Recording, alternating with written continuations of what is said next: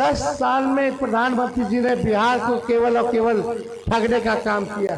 17 महीनों में काम कर रहे थे, लेकिन चाचा जी को काम से मतलब नहीं था। बीजेपी हाईजैक कर लिया। हम लोग आने वाले 15 अगस्त में बेरोजगारी से आजादी दिलाएंगे और 1 करोड़ लोगों को सरकारी नौकरी देश भर में देंगे। मोदी जी तो सारी चीज प्राइवेटाइज कर दिए, निजीकरण कर दिए, रेल बेच दिए, सेल बेच दिए, पोर्ट बेच दिए, एयरपोर्ट बेच दिए। आने वाला रक्षाबंधन में जितनी गरीब परिवार की हमारी बहनें हैं, उनको 1 साल में 1 लाख रुपया का सहयोग हम लोग करने का काम करेंगे। मोदी जी खाली भाषण देते, भाइयों बहनों, भाइयों बहनों, भाइयों बहनों, मोदी आएगा तो काला धन लेकर के आएगा और हर एक के खाता में 15-15 लाख रुपया डालेगा। बोलते थे कि ना मोदी जी, आपके खाता में तो नहीं है गया, लेकिन बीजेपी के खाता में इलेक्ट्रोल बॉन्ड में हजारों हजार करोड़ रुपया आ गया। तुम तो धोखेबाज हो, वादा करके भूल जाते हो। रोज रोज मोदी जी तुम ऐसा करोगे, रोज रोज मोदी जी तुम झूठ बोलोगे, जनता जब रूठ गई तो हाथ मलोगे।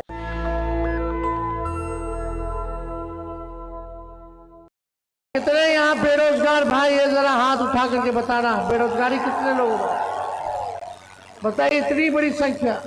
मोदी जी ने क्या कहा था कि हर 1 साल 2 करोड़ लोगों को नौकरी देंगे, रोजगार देंगे। आज 10 साल हो गया, लेकिन नौकरी नहीं मिला, रोजगार नहीं मिला। सबसे बड़ा मुद्दा महंगाई है, गरीबी है, ये है मुद्दा। शिक्षा, स्वास्थ्य, ये है मुद्दा। बिहार में निवेश आए, कारखाने खुले, ये है मुद्दा। लेकिन 10 साल में प्रधानमंत्री जी ने बिहार को केवल और केवल ठगने का काम किया। 40 में से 39 सांसद बिहार ने दिए। जरा आप लोग अपने दिल पे हाथ रख के पूछिएगा कि आपके गांव, आपके पंचायत, आपके प्रखंड, आपके जिला के लिए क्या किया गया, कौन सा ऐसा काम हुआ, बता दीजिए। क्या काम किया इन लोगों ने? कोई काम नहीं किया। लेकिन जब आपका भाई को 17 महीने मौका मिला उप मुख्यमंत्री बनने का, तो उन 17 महीनों में 5 लाख लोगों को हमने सरकारी नौकरी देने का काम किया। तो चाचा जी पलट गए। अब तक अगर हम हुए होते तो 10 लाख लोगों को मिल गया होता सरकारी नौकरी, लेकिन चाचा जी पलट गए। तो हमारी शुभकामना है, बुजुर्ग है, अभिभावक है, हम उनका सम्मान करते हैं, लेकिन अब उनसे बिहार चलने वाला नहीं है। तो हम लोग जो है काम करके दिखाएं। जाति आधारित गणना किया, हम लोगों ने आरक्षण की सीमाओं को बढ़ाने का काम किया। हम लोगों ने जितने स्वयं सहायता समूह थे उनके मानदेय को बढ़ाया। हम लोगों ने आईटी पॉलिसी बनाई, टूरिज्म पॉलिसी बनाई, स्पोर्ट्स पॉलिसी बनाई। जो पढ़ा लिखा उसको भी हमने नौकरी दिया, और जो देश के लिए, बिहार के लिए खेल में मेडल लाया उसको भी हमने नौकरी देने का काम किया। आज कोई भी नौजवान खिलाड़ी अगर देश के लिए मेडल लाएगा तो डीएसपी बन जाएगा। समझ जाइए, यही नीति हम बनाए। 17 महीनों में काम कर रहे थे, लेकिन चाचा जी को काम से मतलब नहीं था। बीजेपी हाईजैक कर लिया, और जब बीजेपी ने हाईजैक कर लिया तो आज उनकी स्थिति आप लोग देख रहे हैं कि क्या हो गया है। इस पर ज्यादा टिप्पा टिप्पणी नहीं करेंगे, लेकिन अगर इंडिया अलायंस की सरकार बनती है, अगर भारत में हम लोगों का गठबंधन का सरकार बनेगा, तो आने वाले 15 अगस्त को, जो 15 अगस्त को देश से हमारा आजाद हुआ था, हम लोग आने वाले 15 अगस्त में बेरोजगारी से आजादी दिलाएंगे और 1 करोड़ लोगों को सरकारी नौकरी देश भर में देंगे। तो कितना देंगे? कितना? मोदी जी तो नहीं दिए, लेकिन जरा सोचो, जब उप मुख्यमंत्री रहते हुए 17 महीने में एक राज्य में अगर 5 लाख नौकरी दिए, तो देश भर में इतने राज्य हैं, हर जगह वैकेंट है, पोस्ट खाली है, 30 लाख पद खाली है और 70 लाख पद को हम लोग सृजन करने का काम करेंगे। मोदी जी तो सारा चीज प्राइवेटाइज कर दिए, निजीकरण कर दिए, रेल बेच दिए, सेल बेच दिए, पोर्ट बेच दिए, एयरपोर्ट बेच दिए, निजीकरण हो गया। जहां सबसे ज्यादा बहालियां निकलती थी वो भी खत्म कर दिया गया। तो आप लोगों की सरकार बनेगी तो 15 अगस्त से बेरोजगारी से आजादी आप लोगों को दिलाएंगे। यही नहीं, आने वाला रक्षाबंधन में जितनी गरीब परिवार की हमारी बहनें हैं, उनको 1 साल में 1 लाख रुपया का सहयोग हम लोग करने का काम करेंगे। बीजेपी को पहले महंगाई डाइन लगती थी, अब महबूबा लगने लगी है। आप बताइए, महंगाई इतना ज्यादा हो गया, गैस सिलेंडर का दाम कितना हो गया? 1200, 1500।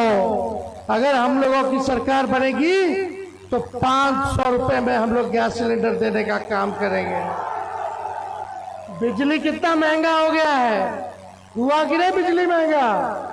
तो 200 यूनिट फ्री बिजली हम लोग आप लोगों को देने का काम करेंगे।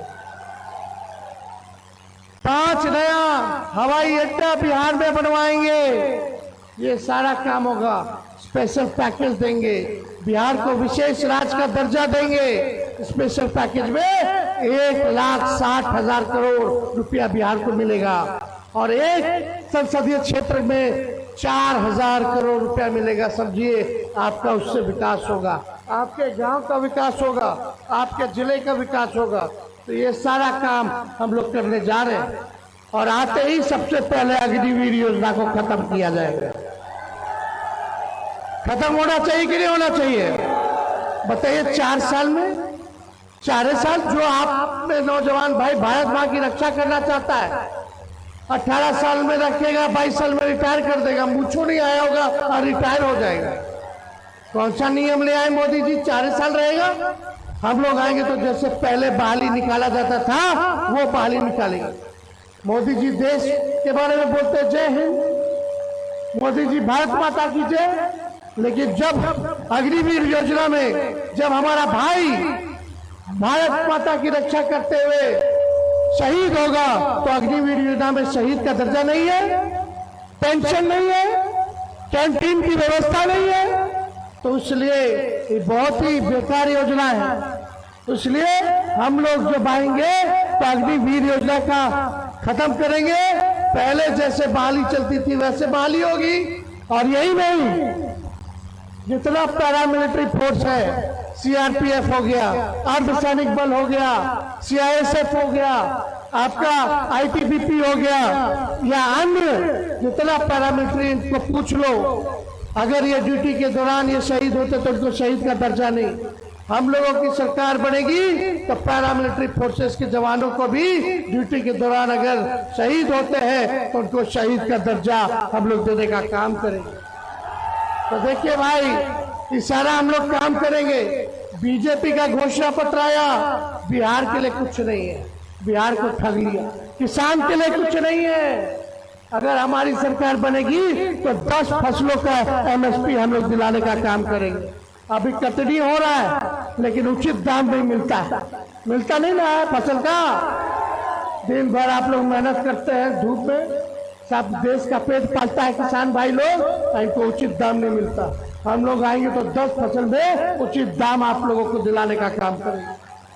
तो ये सारा काम करेंगे।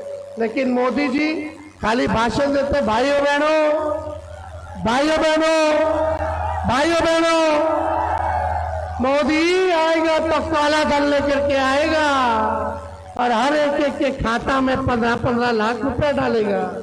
बोलते थे कि ना मोदी जी? आपके खाता में तो नहीं है गया, लेकिन बीजेपी के खाता में इलेक्ट्रोल बॉन्ड में हजारों हजार करोड़ रुपए आ गया। क्या ही पैसा आप लोगों का था जो आपके खाते में आने था, वो बीजेपी के खाता में कैसे चले गए रे भाई? तो मोदी जी ने ठगा है, लोगों को धोखा दिया है। इसलिए मोदी जी के लिए हम गाना गाते हैं। मोदी जी के लिए हम इसीलिए गाना गाते हैं, गोविंदा के मूवी का गाना। अरे तुम तो धोखेबाज हो, वादा करके भूल जाते हो। साथ गाओगे? अच्छे से गाइएगा साथ में। मोदी जी आएंगे तो भी गाना, बीजेपी वाला दिखेगा तो भी गाना। क्या गाइएगा? अरे तुम तो धोखेबाज हो, वादा करके भूल जाते हो। रोज रोज मोदी जी तुम ऐसा करोगे, रोज रोज मोदी जी तुम झूठ बोलोगे, जनता जब रूठ गई तो हाथ मलोगे। अरे तुम तो वादा करके, तो यही है असली चेहरा भाजपा का। बीजेपी का मतलब बड़का झूठा पार्टी। तो रामनवमी आ रहा है, दंगा फसाद कराना चाहेगा। हम लोगों ने कलम बांटा है, कलम बांटने से घर खुशहाल हुआ है, नौजवान को नौकरी मिला है, नौकरी मिलते जिसका ब्याह नहीं हुआ उसको ब्याह हो गया है, जिसका बउआ नहीं था बउआ आ गया है। लेकिन मोदी जी तलवार बांट रहे हैं। तलवार बांटोगे तो तुम घायल होगे, जेल जाओगे, माँ बाप परेशान होगा, पुलिस को खिलाना पड़ेगा, वकील साहब को खिलाना पड़ेगा, घर तबाह होगा। और जब जेल से बाहर निकलोगे तो लड़की वाला मना कर देगा, बोलेगा ये तो जेल रखा है, ब्याह भी नहीं हो। तो समझ रहे, हम लोग चाहते हैं आप लोग खुशहाल जिंदगी जिए, लेकिन मोदी जी नफरत की राजनीति करते हैं, हिंदू मुसलमान की बात करते हैं। लेकिन हम लोगों को रोजगार चाहिए, हम लोगों को अच्छा स्कूल चाहिए, हम लोगों को अच्छा अस्पताल चाहिए, किसानों का आय दुगुना होना चाहिए। यही हम लोगों का असली मुद्दा होना चाहिए। नेशनल दस्तक की आपसे गुजारिश है कि अगर इसको बचाना चाहते हैं तो नेशनल दस्तक को सब्सक्राइब करने के लिए रेड कलर के सब्सक्राइब बटन को दबाएं, फिर बेल आइकन की घंटी दबाएं। नेशनल दस्तक को बचाने के लिए बहुत जरूरी है कि हर खबर को शेयर करें, लाइक करें, कमेंट जरूर करें।